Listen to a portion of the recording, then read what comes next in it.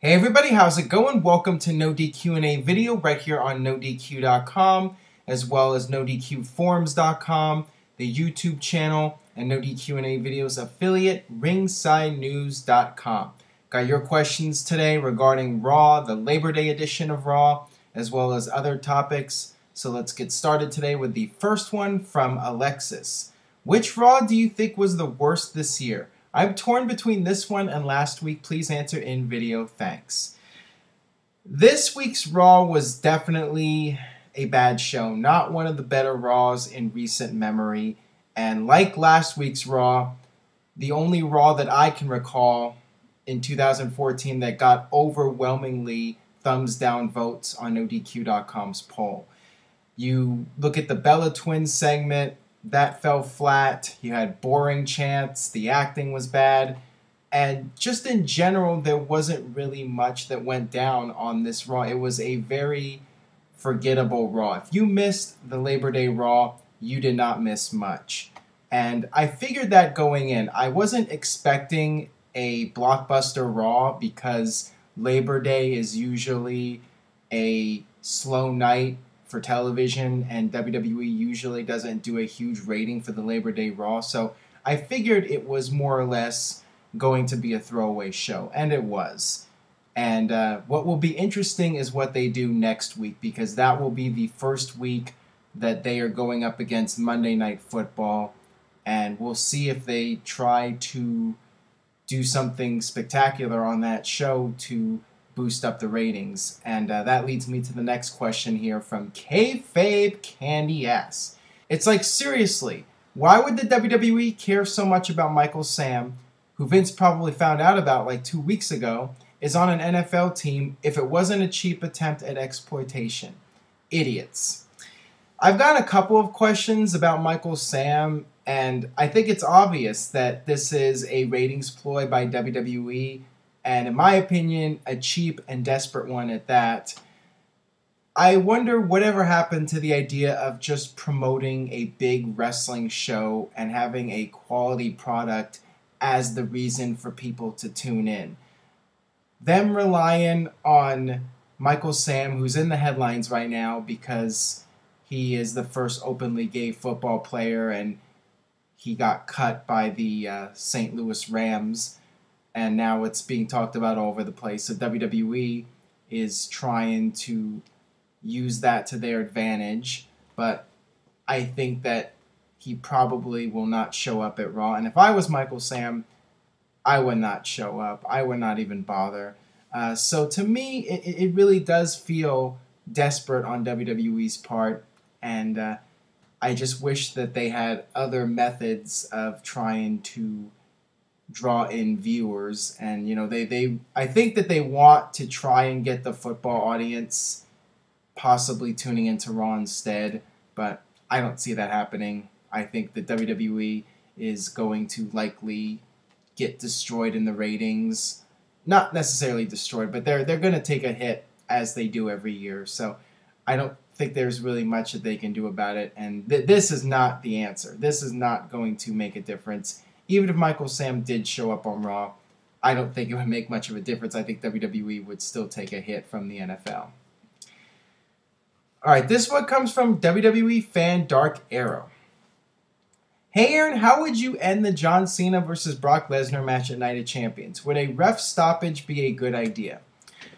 Well, I would love to see a shock.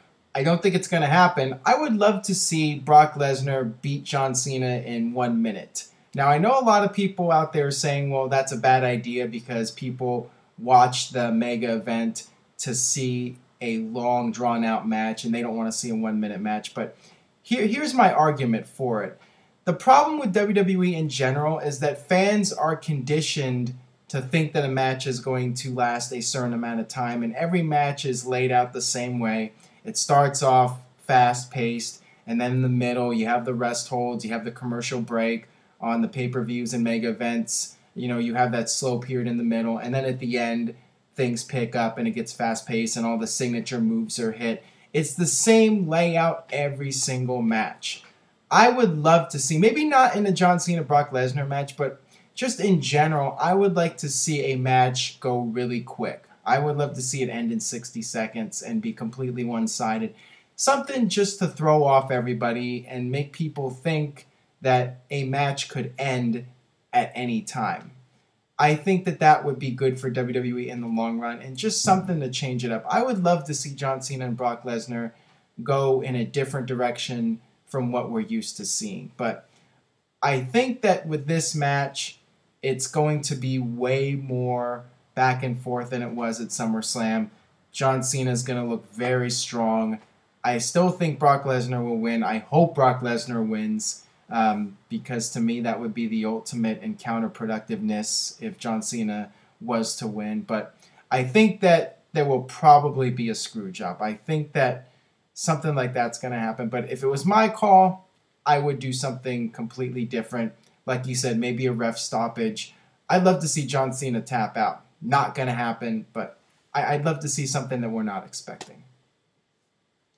All right, this one comes from OS Crod 2. Cheers. Just kidding, I'm not British. Have you ever fallen asleep while watching Monday Night Raw?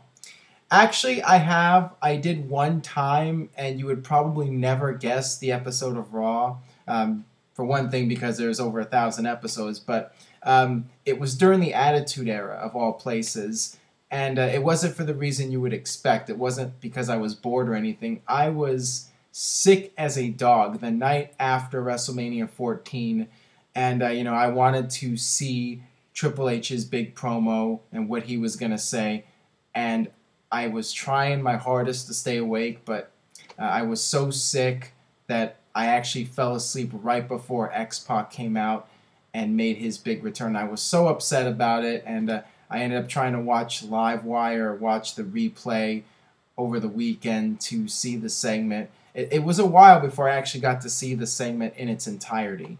So I was upset about that. To my knowledge, that's the only time I fell asleep. I mean, nowadays it's hard to fall asleep when you have the DVR and the fast forward and you could just skip over the stuff that you're bored with.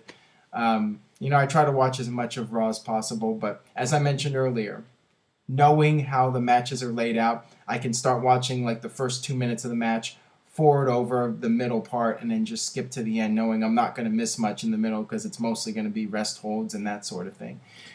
So it's easy for me to get through Raw and get the main points and know what's going on. So yeah, I haven't really fallen asleep. I cannot recall that happening because of pure boredom. All right, this one comes from the Naked Ninja. Hired with WWE trying to do everything they can to get subscribers for the network, do you think we may see the return of the 6-man Hell in a Cell match? I think it could make the Hell in a Cell event interesting and also further establish Lesnar as a monster.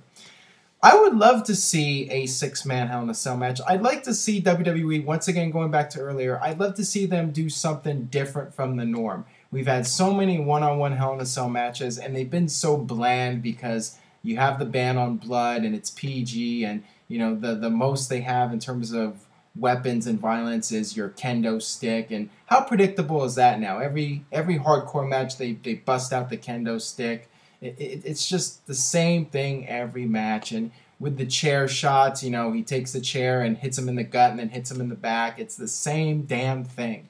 I'd love to see them change it up. I'd love to see them use different weapons or anything to do something that we haven't seen a million times already. And it's been a while. I mean, that 6-man Hell in a Cell match at Armageddon 2000, in my opinion, is very underrated. That was a really fun match to watch. And also, it would create some more doubt and make people think that maybe Brock Lesnar has a chance of losing the title when he can lose it without actually being pinned or made to submit. And for whatever reason, if WWE wanted to get the title off of him and didn't want to go with that long-term plan, and they wanted to have a WWE champion who was full-time, that would also be a way to do that and have Lesnar lose the title without having to suffer a pinfall or submission loss. So I'm all for them doing that match. I would love to see it. All right, this one comes from Dave451985. So let's say that Lesnar beats John Cena at Night of Champions. With the remaining 5 pay-per-views, how many of those events will Brock defend at? Hopefully all, but is there really 5 credible enough opponents for him that you can think of? Well, in a perfect world, I would have Brock Lesnar on every pay-per-view until WrestleMania. If that is, in fact, the plan for him to be the champion going into WrestleMania, he should be at all the pay-per-views defending the title at the very least. But you make a good point. How many guys does WWE have to go against Brock Lesnar that are credible enough to be a serious contender? Going to the earlier question, you could do a Hell in a Cell match with multiple guys. I've talked about in previous videos, maybe Randy Orton on a pay-per-view, Batista on a pay-per-view. If he does come back, you can have him versus Brock. And, you could do a few other matches, maybe Daniel Bryan when he's ready in January at the Royal Rumble. Maybe put Brock Lesnar in the Elimination Chamber. So I think you can get through to WrestleMania. If you did like a multi-man match at Hell in a Cell, Randy Orton in Survivor Series, Batista Hell in the Cell, or excuse me, TLC, and then Daniel Bryan at the Rumble, and then put Lesnar in the Elimination Chamber. There you go. So they could do that, or they could just have Brock at 3 or 4 of the pay-per-views and have him skip one, which is very much a possibility with Brock's schedule. All right, final question today from CPW1978. Cheers, Aaron. No DQ reports Darren Young is slated to return soon. What can WWE to bring him back and have him leave a mark? Will he get revenge on Titus, or could we see a primetime player reunion? The latter seems more appealing with potential tag team run.